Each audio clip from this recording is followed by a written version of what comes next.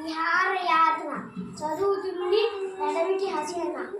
రాజంపేట గ్రామంలోని ఒక ఇంట్లో రాజు వాళ్ళ అమ్మ, నాన్న, చెల్లి మరియు తాతయ్య ఉండేవారు. వాళ్ళ తాతయ్య అంటే ఇంట్లో అందరికీ చాలా ఇష్టం.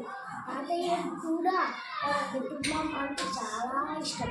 పిల్లలంటే ఇంకా ఎక్కువగా ఇష్టం. ప్రతిరోజు రాజు మరియు తన చెల్లి పాఠశాల నుంచి రాగానే తాతయ్య దగ్గర కూర్చొని తాతయ్య చెప్పే కథలు, కబుర్లు వింటూ ఆనందంగా గడిపేవారు.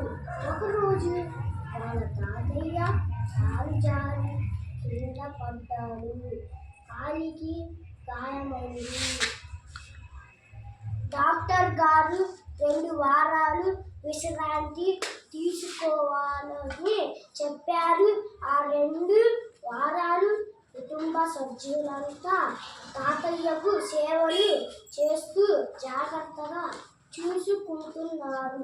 రాజు బడికి వెళ్ళినప్పుడే తప్ప మిగతా సమయాల్లో తాత దగ్గరే ఉంటూ తాతయ్యకు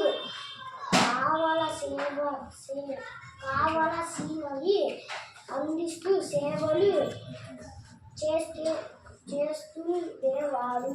సరిగ్గా అదే సమయాల్లో పాఠశాల నుండి విద్యార్థులను విహారయాత్రకు వెళ్ళడానికి సిద్ధమయ్యారు.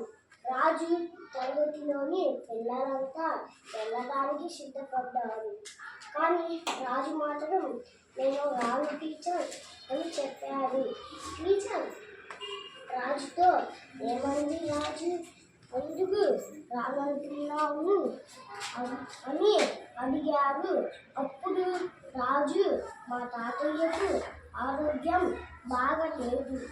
ఇలాంటి సమయాల్లో మా తాతయ్యను వదిలి నేను రాలేను. మా తాతయ్య అంటే విహారయాత్ర నాకు ముఖ్యం కాదు అన్నాడు రాజు. మాటలకు టీచర్ అనే పిల్లలు ఆశ్చర్యపోయారు. Thank you.